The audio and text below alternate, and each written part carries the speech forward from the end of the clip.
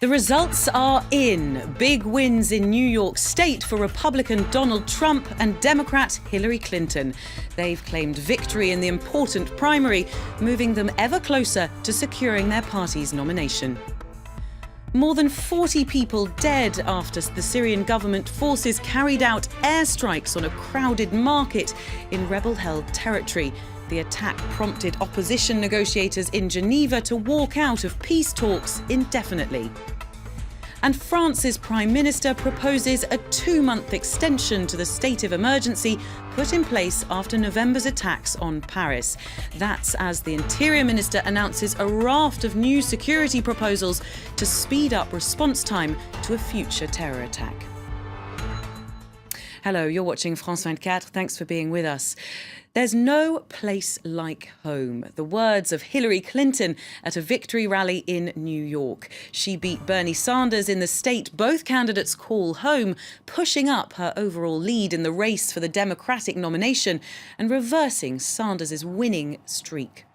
And on the Republican side, it was another New Yorker who came out on top. Donald Trump won by a wide margin, taking back control of the Republican presidential race.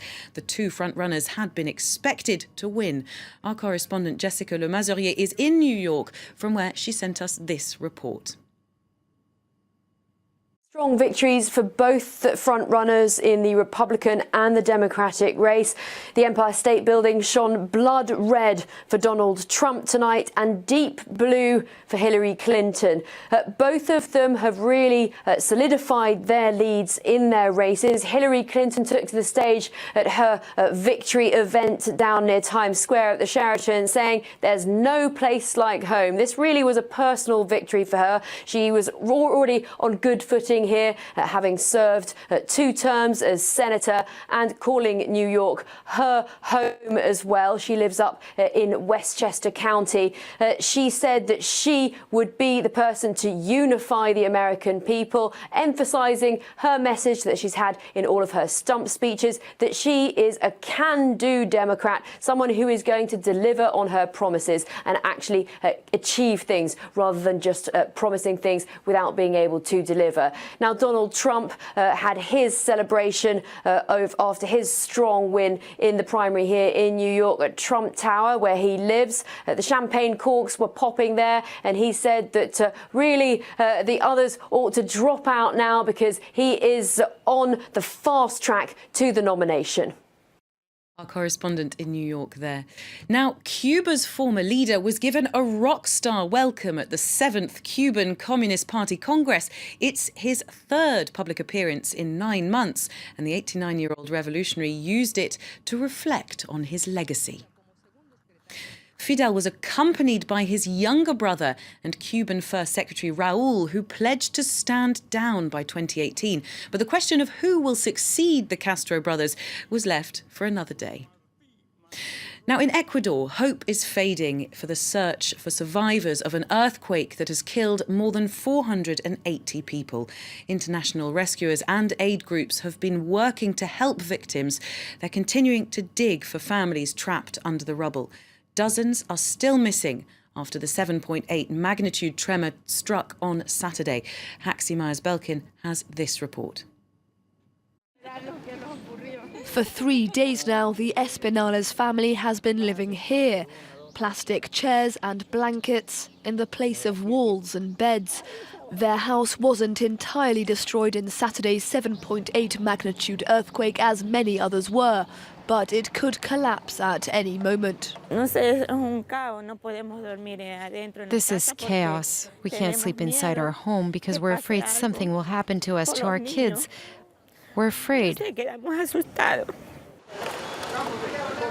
Further south in Pedernales, one of the areas hardest hit by the tremors, the search and rescue effort continues.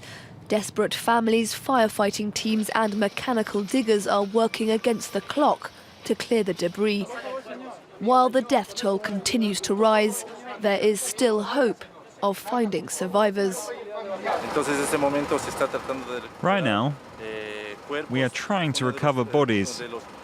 From the ultrasound test that one of the team did, we were told that it's possible there is still someone alive inside. In Porto Viejo, meanwhile, rescuers did pull one man out of the rubble. A cause for celebration in difficult times. The earthquake is the worst to hit the South American country in nearly 40 years. The UN Refugee Agency has said it's preparing to airlift vital supplies, including tents and mosquito nets, while countries around the world have offered humanitarian and material assistance. America, for its part, is set to send a team of disaster experts, while Cuba is sending a team of doctors.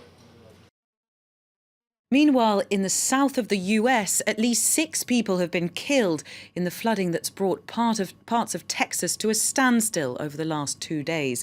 The area around Houston has been worst hit, and there are warnings of more flash floods. Luke Schrago reports. In the suburbs of Houston, there's little many residents can do but wait for rescue. The Texas city's seen over a foot of rain, leaving thousands cut off, and a state of disaster across 9 counties. The city itself will be submitting information to the governor's office today.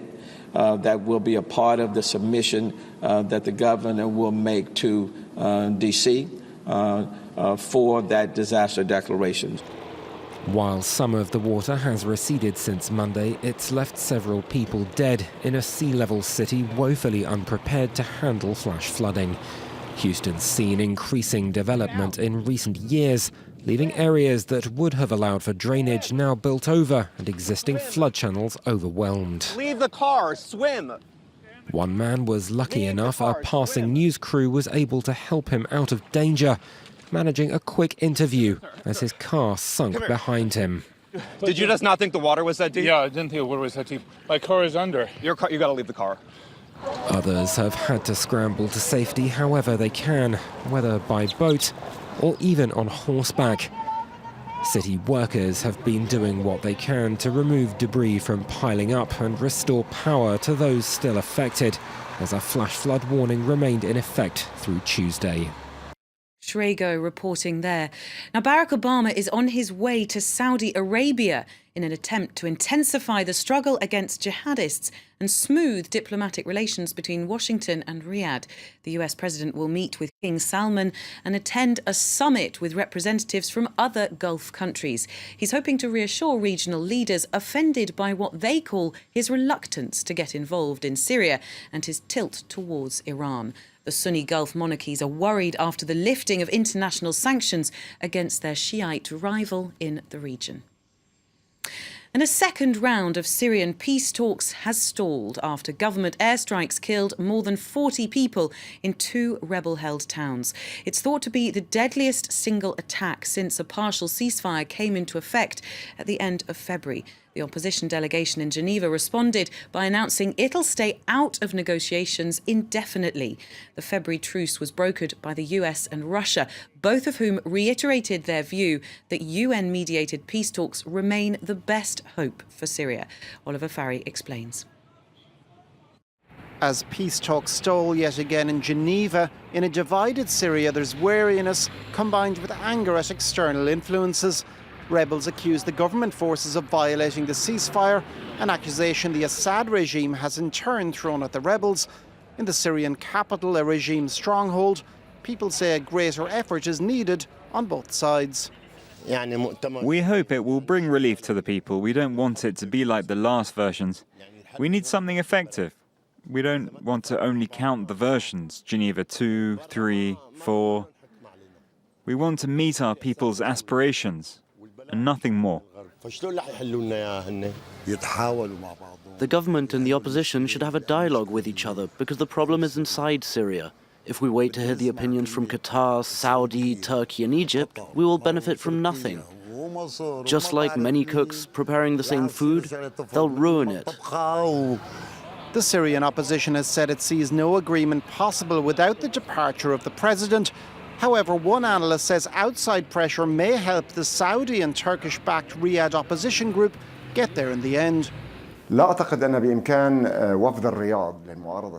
do not believe that the Riyadh delegation can fail in this, because there is a consensus to make it succeed.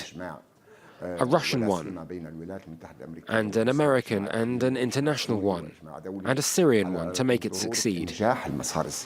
Barack Obama reportedly held intense discussions with Vladimir Putin Monday night to try to get Moscow to use its influence to restore the ceasefire. But with regime forces carrying out strikes on 2 rebel-held towns Tuesday, that has all been in vain. A bit closer to home now, and France's Prime Minister has put forward an extension to the state of emergency put in place after November's attacks on Paris. The extraordinary measures will start from the 26th of May. They're part of an effort to maximise security during the European Football Championships taking place in France in June and July. Here's Manuel Valls. We will suggest that the state of emergency be extended for a period of 2 months, starting at the end of May. This is considering the threat that still looms over metropolitan France and over its overseas territories. To address this threat, we need to make these powers and these options available, pending the approval of a judge and of Parliament.